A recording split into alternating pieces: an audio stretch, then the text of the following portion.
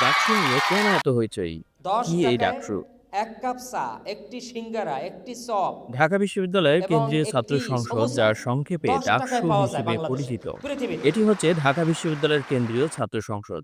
এটি ১৯২২-২৩ শিক্ষাবর্ষে ঢাকা বিশ্ববিদ্যালয় ছাত্র সংসদ নামে প্রতিষ্ঠিত হয়। পরবর্তীতে ১৯৫৩ সালে গঠনতন্ত্র সংশোধনের মাধ্যমে পূর্ব নাম পরিবর্তন করে বর্তমান নাম ঢাকা বিশ্ববিদ্যালয় কেন্দ্রীয় ছাত্র সংসদ হিসেবে গ্রহণ করা হয়। ঢাকা বিশ্ববিদ্যালয়ের কেন্দ্রীয় ছাত্র সংসদকে বাংলাদেশের দ্বিতীয় সংসদ বলে অভিহিত করা হয়। বাংলাদেশের গণতান্ত্রিক চেতনা ও স্বাধিকার আন্দোলনের অন্যতম সূতিকাগার হলো এই ছাত্র সংসদ। প্রতিষ্ঠাকালীন সময় থেকেই বাংলাদেশের সামগ্রিক ইতিহাসের গৌরবময় ভূমিকা পালন করেছে ডাকসু। বায়ান্নর ভাষা আন্দোলন থেকে শুরু করে পরবর্তীতে ৬২ শিক্ষা আন্দোলন, ৬৯-এর গণ অভ্যুত্থান, ৭১-এর স্বাধীন বাংলাদেশ বিনির্মাণের লক্ষ্যে রক্তক্ষয়ী জাতীয় মুক্তি সংগ্রাম এবং পরবর্তীতে স্বাধীন বাংলাদেশে স্বৈরাচার ও সামরিকতন্ত্রের বিপরীতে ঢাকা বিশ্ববিদ্যালয়ের কেন্দ্রীয় ছাত্র সংসদ গুরুত্বপূর্ণ ভূমিকা পালন করেছে। ১৯২২ সালের ১ ডিসেম্বর কার্জন হলে অনুষ্ঠিত শিক্ষকদের একটি সভায় ১৯২৩-২৪ শিক্ষাবর্ষে ঢাকা বিশ্ববিদ্যালয় ছাত্র সংসদ নামে একটি ছাত্র সংসদ গঠনের সিদ্ধান্ত গ্রহণ করা হয়। ১৯২৩ সালের ১৯শে জানুয়ারি বিশ্ববিদ্যালয়ের তৎকালীন নির্বাহী পরিষদ পূর্বল্লিখিত শিক্ষক সভার সিদ্ধান্তকে অনুমোদন প্রদান করে। ১৯২৫ সালের ৩০ অক্টোবর সংসদের সাধারণ সভায় খসড়া গঠনতন্ত্র অনুমোদন করা হয়। পরবর্তীতে বিশ্ববিদ্যালয়ের নির্বাহী পরিষদ অনুমোদন করলে তা কার্যকর হয়। প্রথমবার ১৯২৪-২৫ সালে সম্পাদক ছিলেন যোগেন্দ্রনাথ সেনগুপ্ত, পরের বছর অবনীভূষণ রুদ্র। ১৯২৯ থেকে ৩০ সালে সম্পাদক নির্বাচিত হন আতাউর রহমান খান। পরবর্তীতে ১৯৫৩-৫৪ শিক্ষাবর্ষে গঠনতন্ত্র সংশোধনের মাধ্যমে পূর্ব নাম পরিবর্তন করে বর্তমান নাম ঢাকা বিশ্ববিদ্যালয় কেন্দ্রীয় ছাত্র সংসদ গ্রহণ করা হয়। বাংলাদেশ স্বাধীন হওয়ার পর ১৯৭২ সালের ডাকসুর সহসভাপতি হিসেবে নির্বাচিত হন বাংলাদেশ ছাত্র ইউনিয়ন থেকে মোজাহিদুল ইসলাম সেলিম এবং সাধারণ সম্পাদক হিসেবে নির্বাচিত হন মাহবুবুর জামান। ১৯৯০-৯১ সেশনের জন্য সহসভাপতি ও সাধারণ সম্পাদক পদে যথাক্রমে নির্বাচিত হয়েছিলেন ছাত্রদলের আমানুল্লাহ আমান ও খায়রুল কবির খোকন। এরপর ঢাকা বিশ্ববিদ্যালয় ছাত্র সংসদের নির্বাচন কোনো এক অনিবার্য কারণে দীর্ঘদিন ধরে অনুষ্ঠিত হয়নি। পরবর্তীতে ১৯১৯-২০ সেশনে আবারও ডাকসু নির্বাচন অনুষ্ঠিত হয়। এ নির্বাচনে ভিপি হিসেবে নির্বাচিত হন নুরুল হক নূর, যাকে এদেশের বেশিরভাগ মানুষই ভিপি নূর নামে চেনে। ঢাকা ইউনিভার্সিটির সেন্ট্রাল স্টুডেন্টস অ্যাসোসিয়েশন বা ডাকসুর সভাপতি হিসেবে দায়িত্ব পালন করেন উপাচার্য নিজেই এবং ১৬ জন ছাত্র প্রতিনিধি থেকে ১০ জন কর্মকর্তা নির্বাচনের ব্যবস্থা রাখা হয়। কোষাধ্যক্ষের দায়িত্ব পালন করেন একজন শিক্ষক। ২০১৯ সালে এই গঠনতন্ত্র সংশোধিত হয়। সংশোধিত গঠনতন্ত্র অনুযায়ী পদাধিকার বলে ডাকসুর সভাপতি হিসেবে দায়িত্ব পালন করবেন উপাচার্য।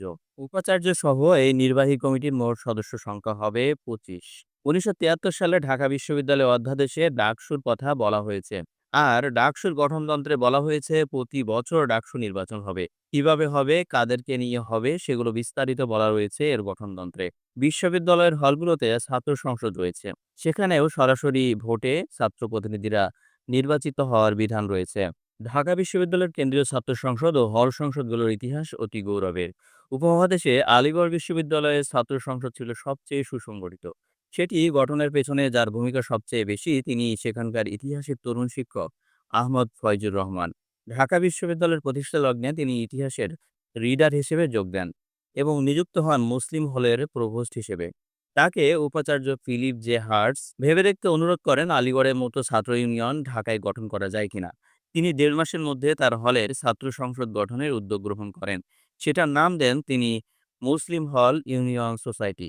১ বছর পর সোসাইটি শব্দটি বাদ দেওয়া হয়। ঢাকা বিশ্ববিদ্যালয়ের প্রথম ছাত্র সংসদটি গঠিত হয়েছিল নিখুঁত গণতান্ত্রিক উপায়ে। প্যানেল ছিল ৩টি।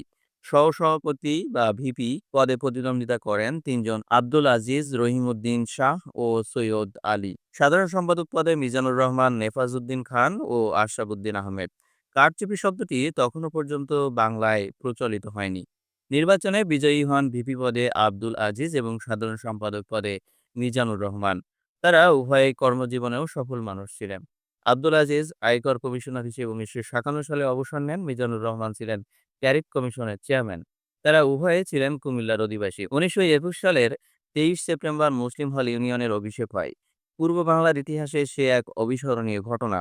সভাপতিত্ব করেন পদাধিকার বলে ইউনিয়ন সভাপতি রহমান এবং প্রধান অতিথি ছিলেন উপাচার্য হার্ট। বিশ্ববিদ্যালয়ের ইতিহাসে প্রথম আনন্দঘন অনুষ্ঠানটি শেষ হতে প্রায় রাত 10টা বেজে গিয়েছিল।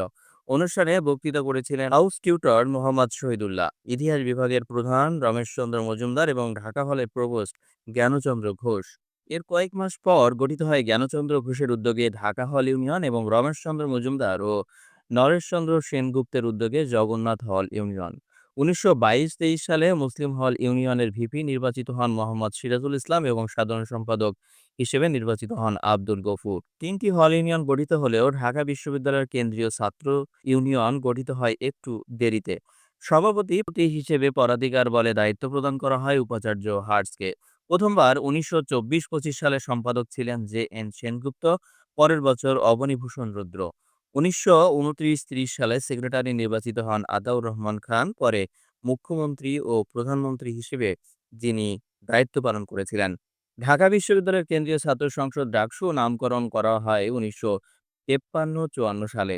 প্রথম ২ দশক ঢাকা বিশ্ববিদ্যালয়ের কেন্দ্রীয় ছাত্র সংসদ এবং হল ইউনিয়নগুলোর কাজ ছিল জ্ঞান চর্চা, আত্ম-উন্নতির উপায় উদ্ভাবন এবং সমাজসেবামূলক। তারা সান্ধ্য বিদ্যালয় পরিচালনা করেছে, খেলাধুলা ও শরীরচর্চা করেছে, দরিদ্র বস্তিবাসীর মধ্যে সেবামূলক কাজও করেছে, বন্যা মহামারীর মধ্যে ত্রাণ কাজ পরিচালনা করেছে।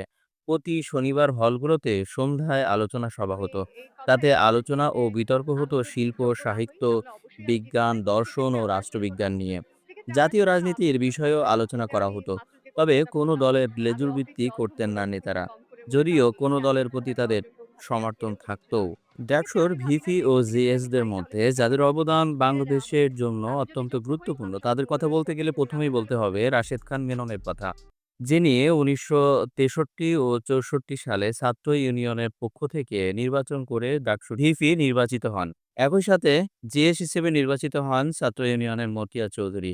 তাদের উভয়েরই সম্মিলিত আন্দোলনের কারণে ৬২ শিক্ষা আন্দোলন এবং ৬৬ ও ৬৯-এর গণঅভ্যুত্থান অনুষ্ঠিত হয়েছিল। এই সময়ে তাদের ভূমিকা ছিল অনন্য।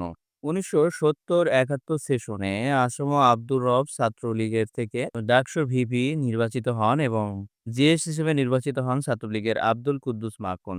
এ সময়ে অর্থাৎ ১৯৭১ সালের ২রা মার্চ আমরা জাতীয় পতাকা উত্তোলনের ক্ষেত্রে গুরুত্বপূর্ণ ভূমিকা পালন করতে দেখি ছাত্রলীগের আসম আব্দুর রবকে এবং পরবর্তী সময়ে বাংলাদেশের স্বাধীনতার ক্ষেত্রে অগ্রণী ভূমিকা পালন করেছিলেন আব্দুল কুদ্দুস মাখন এবং আসম আব্দুর রব। এরা ১৯৭৯-৮০ এবং ১৯৮০-৮১ সালে জাসদ ছাত্রলীগের ব্যানারে নির্বাচন করে নির্বাচিত হন মাহমুদুর রহমান মান্না।